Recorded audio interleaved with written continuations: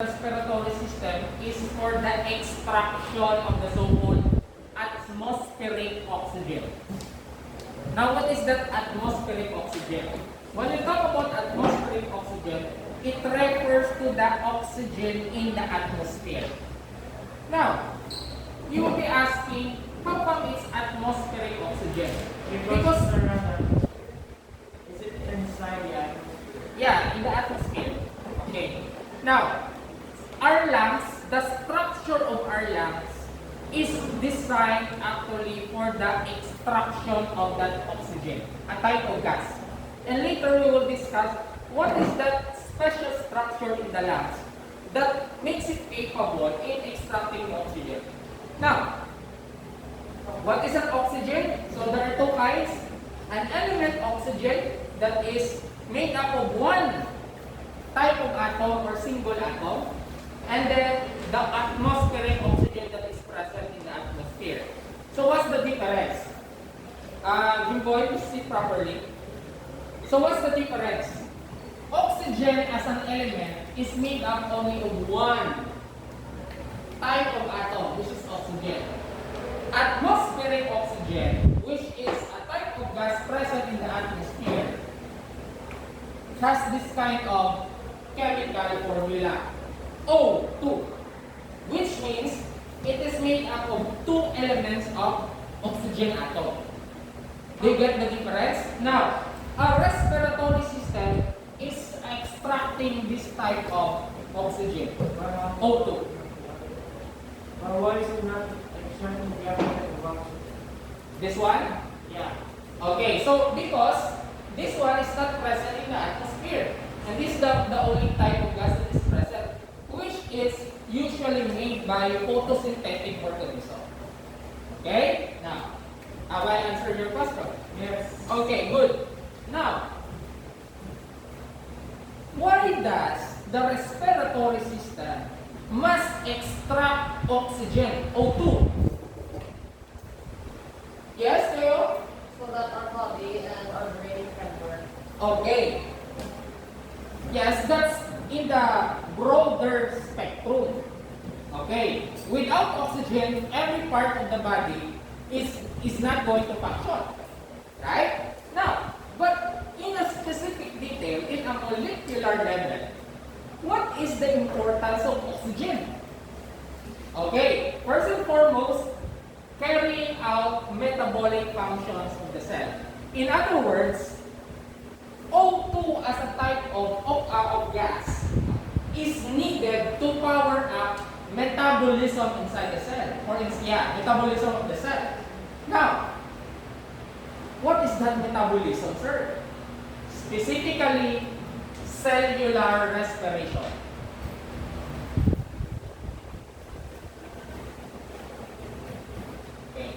Cellular respiration. Cellular respiration is a process, is a metabolic process of the body that breaks down glucose or the food that we eat with the help of oxygen in order to transform it into the so-called ATP molecule. ATP molecule. Sir, what is that ATP molecule? Adenosine triphosphate. Adenosine triphosphate. That's the only chemical energy that our cell, can utilize. This is their energy currency. Okay? In other words, there is no any other energy that the cell can use except for ATP. That is why when we eat, the food will be digested. And in the process of digestion, that food is being chopped down into tiny pieces, molecularly speaking. In other words, carbohydrates will be chopped down to become glucose. But glucose, okay, take note, glucose cannot be utilized by the cell. It must undergo cellular respiration in order for this to be converted into ATP. And that's the time that the cell can use it so that it can work properly. That's why when Theo mentioned our brain cannot function properly, our body parts will not function properly, That's in a broader spectrum. But what is really meant when it comes to cellular molecular level, ATP? That's why we keep on breathing because oxygen is needed for cellular respiration to produce energy so that the body will work. Without energy, there will be no work. Okay, and eventually, when you stop breathing, it's the end of your life. Right? Because there is no oxygen that will transform those food that you eat into ATP so that your body will work. That's why if someone is saying, I cannot live without you, what do you think of me? Oxygen. Okay? Now don't believe them. Okay, don't be gullible. The only thing that will stop us from living is actually the absence of oxygen. That's why the planet Earth is an aerobic environment because it has oxygen on it. Do you get my point? Okay, so that's why facilitates the breakdown of nutrients for growth and development. What is that? All the food that we eat can only be broken and transformed into energy that the body can use if there is oxygen. That's why we keep on breathing. Yes? And that's the purpose of your cellular, your respiratory system. But we will discuss the structure of the cellular respiratory system, how come it is capable of getting the oxygen. Any question? Have I explained it well? Don't be shy if you have a question. If you want to disagree and to have discourse, it's okay. Okay? Now, what will happen without oxygen? Metabolism will not occur. There will be no cellular respiration, no ATP. You're dead. That's why, when you drone, malumos ka, okay? Kung hindi ako malumos, what will happen is that your lungs, even though there's a water, may oxygen, but your lungs is not designed to extract dissolved oxygen in water.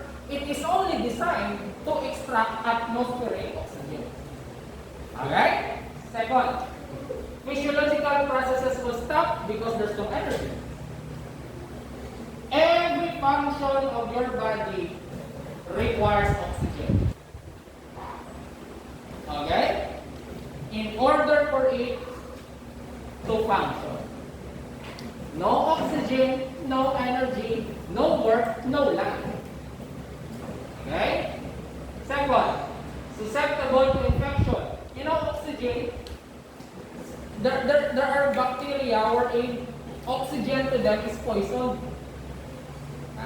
Okay? So it also helps to stop infection. Weakness due to inability to break down glucose. So the lesser oxygen, the lesser the efficiency of your cell to create that energy. Do you get my point? Tayo? Okay? Sige. And of course that.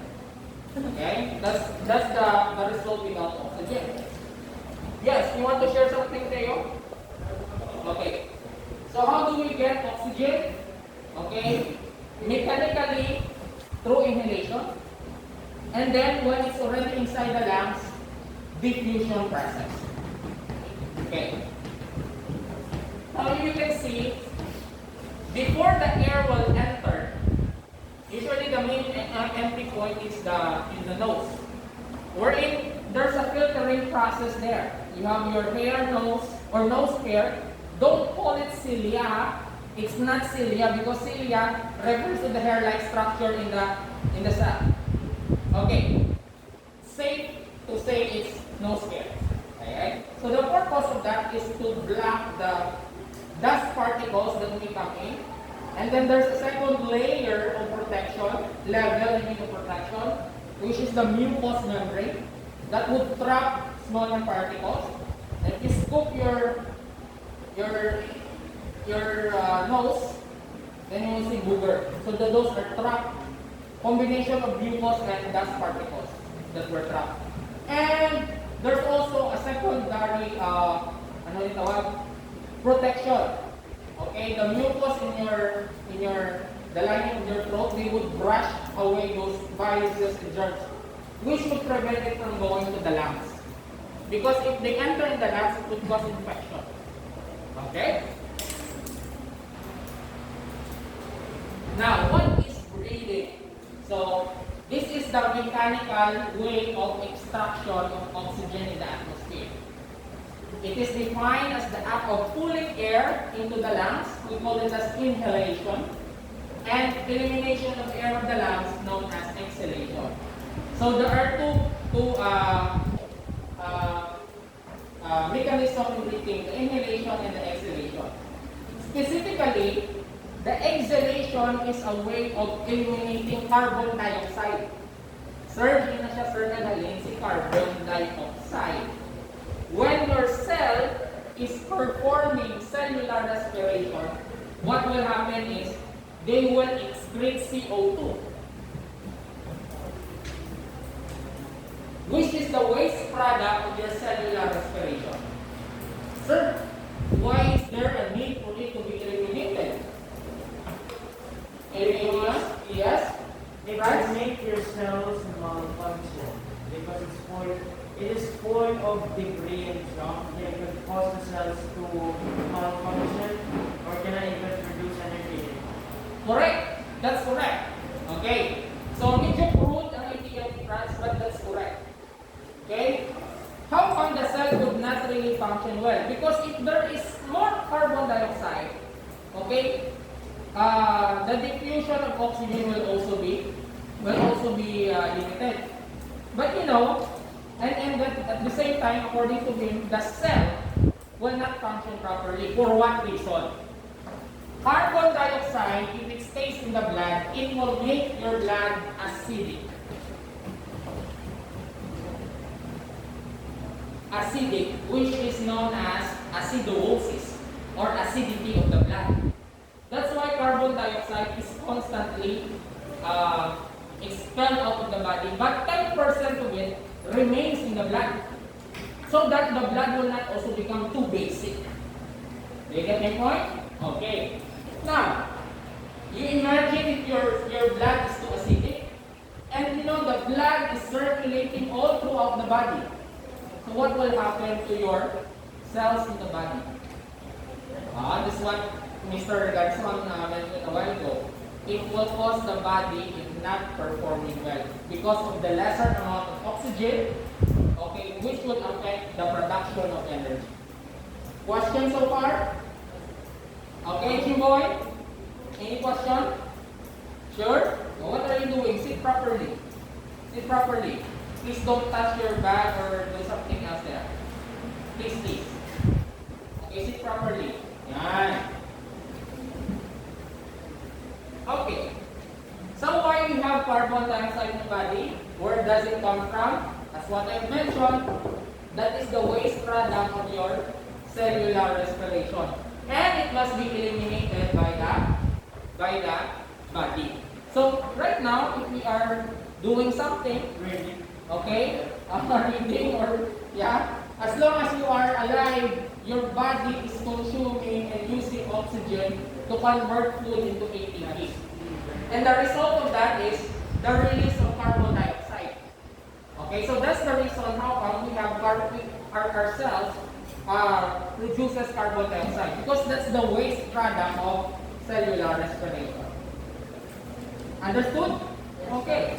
I hope don't be shy. If you have question, clarification, please ask.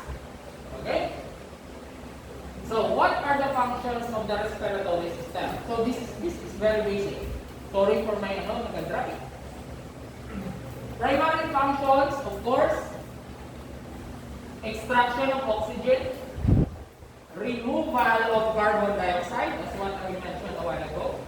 Secondary function, facilitates sense of smell.